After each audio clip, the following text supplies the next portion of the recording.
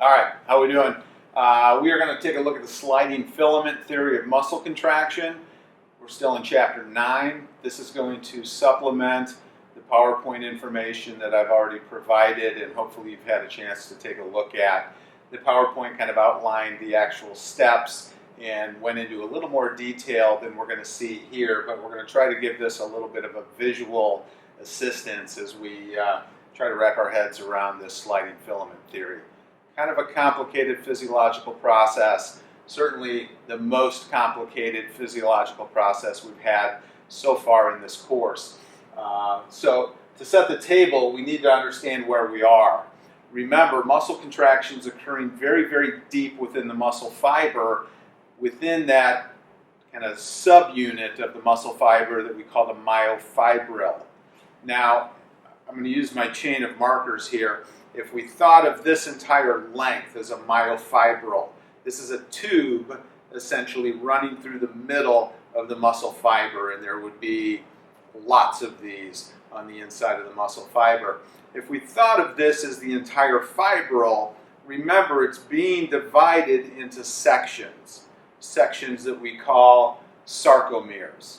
So using this as our illustration, we could think of this being the entire myofibril. Each individually colored marker we could consider a sarcomere. It's a smaller subunit. Now, in looking at my diagram, remember a sarcomere runs from kind of these perpendicular protein lines called Z discs. So the distance from a Z disc to a Z disc is a sarcomere. Now, if you recall from the PowerPoint, within a sarcomere, and we've got an image on the PowerPoint that illustrates this maybe a little nicer than my picture does, but we have overlapping actin and myosin. So here, the green lines that we see that are thin would be the actin filaments. And then we have the thicker blue, which would be the myosin filaments. So remember, actin and myosin, those two little myofilaments, kind of that fifth layer that we talked about in the PowerPoint of our kind of subunits as we move to the inside of the muscle fiber. Now, a couple new things, or things that were mentioned, but we'll throw them in here. On the actin, we are going to have, I've indicated them with the red dots, what we refer to as actin binding sites. These are areas that currently contain two regulatory proteins. We mentioned troponin and tropomyosin. So they are going to be located here on this actin binding site. The other thing that we're going to mention here, I've got some little lines coming off of the myosin. We're going to consider these myosin heads. Okay, little arms or extensions, if you will, coming off of the myosin. These actin binding sites and these myosin heads, as we'll see when we get into contraction, are going to be interacting with each other as we get into contraction. Right? So that kind of sets the table. We're looking at a single sarcomere deep within that myofibril. So the theory of muscle contraction is the sliding filament theory of muscle contraction. Sliding filament. What does that mean? Well, who are the filaments? Actin, myosin. What are they going to do? They're somehow going to slide. They're going to move past each other. It's not the shortening filament theory. It's not the condensing filament theory. What we're going to find is that actin and myosin filaments do not get shorter. They're somehow going to slide over or slide past one another. And that's what we're going to discuss here. So, where do we go with this? Well, let's go back to our notes a little bit. Remember that we discussed those initial steps already, kind of that excitation phase. You formulate a thought in your brain that you want to move. I want to bend my elbow. I send a nerve impulse down a motor nerve. at the end of that nerve, in the axon terminal, I'm going to release that chemical neurotransmitter that we called acetylcholine. Acetylcholine is excitatory. It causes a response in that sarcolemma, that cell membrane. It excites the cell membrane. It depolarizes it, and remember that traveled in those T-tubules into the sarcoplasmic reticulum. When we excite the sarcoplasmic reticulum, we said calcium is going to be released, and it's going to diffuse down its concentration gradient. And so calcium entering the cell, calcium getting into the sarcoplasm and getting into the myofibril is what is going to start now this process of contraction that we're now going to start to see. So, what is the importance of the calcium? Well, as we said in our steps, calcium, when it enters, is going to bind to troponin. It's almost like turning the lock, putting a key in and turning a lock. We're unlocking a door.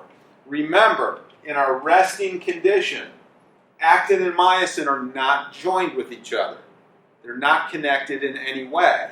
And the reason we said that they are not connected is because those regulatory proteins, troponin and tropomyosin, are preventing the interaction. And so as long as troponin and tropomyosin are in the way, actin and myosin cannot interact with each other. So how do we unlock the door? Calcium that is diffused into the sarcoplasm. That binding with troponin turns the key, and it really allows tropomyosin, which is kind of wrapped around this, to pivot and move, exposing the actin binding site.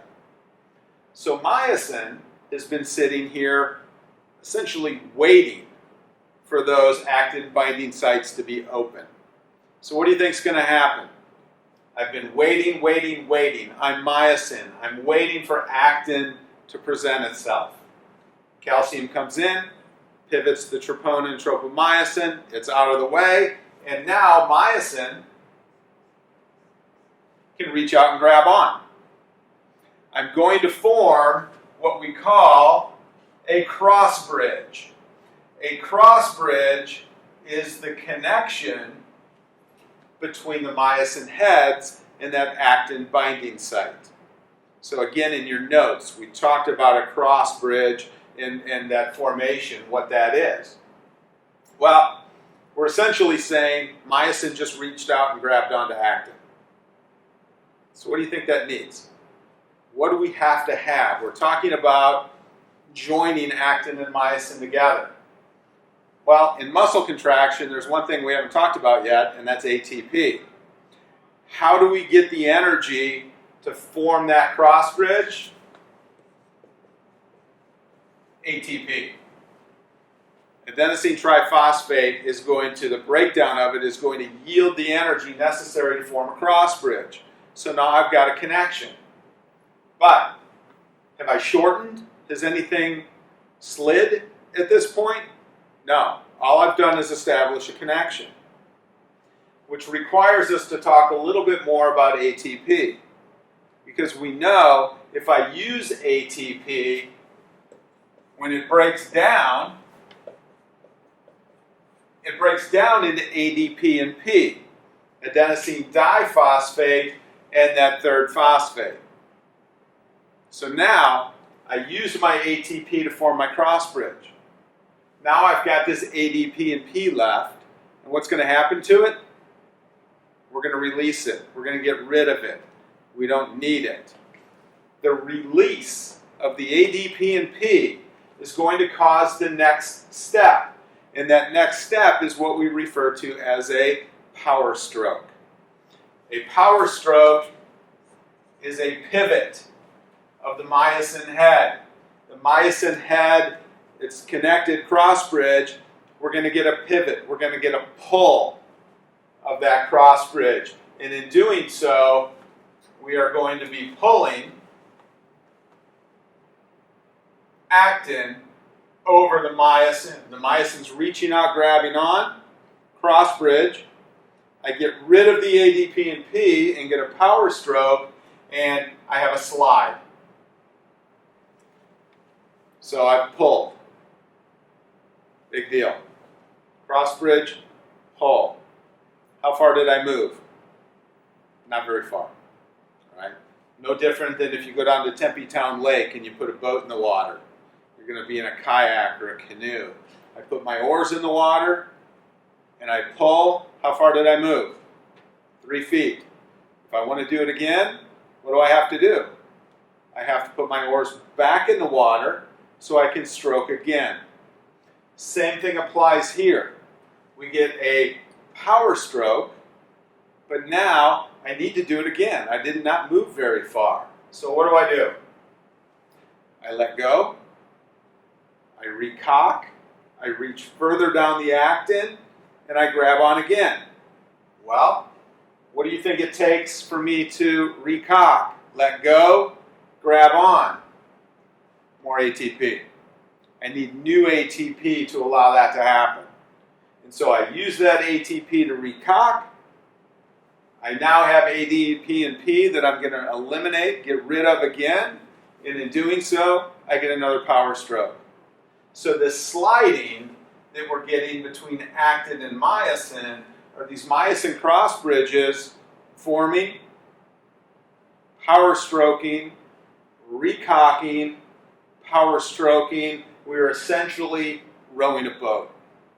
And in doing so, actin and myosin slide. Now, we don't see that. That's all at the microscopic level. Numbers suggest, if we think of along these myofibrils, how many little cross bridges are there? About 16 million. And so we don't see all of these little cross bridge formations pulling and power stroking and recocking. We see smooth, continuous movement.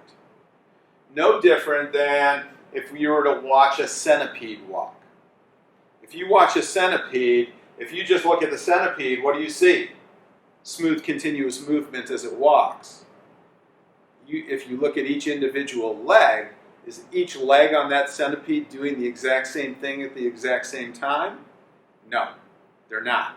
Everybody's at a different phase of the gait cycle. No different than if you watch me walk. If I walk across the screen and you look at my upper body, you see smooth, continuous movement. But if you were to look at my legs, each leg is at a different phase of the gait cycle. Some of my cross bridges are formed, some are power stroking, some are recocking. 16 million of these. They're not all doing the same thing at the same time. But the sum of all of these working at the same time is smooth, continuous movement, smooth, continuous contraction. So the last question is, what about all this calcium that came in from the sarcoplasmic reticulum? What happens to it? Well, we mentioned in the notes, this thing is only going to operate if I have calcium entering the cell. So the calcium that comes in, after it kind of opens the door, so to speak, we've got to get rid of it. It has to go back to the sarcoplasmic reticulum because we have to keep the sarcoplasmic reticulum full. We have to maintain that concentration gradient so that we can sustain a contraction. And we talked earlier in the semester, when we talked about active transport, we mentioned the calcium pump. We need to pump calcium against its concentration gradient out of the cell back to the sarcoplasmic reticulum. So when we look at the role of ATP, what's it really doing for us? It's allowing the formation of a cross bridge. It's allowing that recocking, letting go of actin and recocking to move down during the contraction, but it's also continuously maintaining that pump so that calcium is getting moved back to the sarcoplasmic reticulum so that we can maintain that concentration gradient. So continued nerve impulses will continue the ability to contract the muscle to hold the contraction. So that's the sliding filament theory. Again, a lot of players in the game. Okay, we've got actin and myosin, ATP, ADP and P, calcium, our regulatory proteins, troponin, tropomyosin. All of these structures, all of these things within the sarcomere, within the myofibril, are allowing us to shorten. So, what's happening with that shortening as we slide? My Z discs are being pulled closer together. In pulling the Z discs closer together, the sarcomere is getting shorter. As the sarcomere shortens, that entire myofibril gets shorter, which means the fiber gets shorter, the fascicles get shorter, the muscle gets shorter.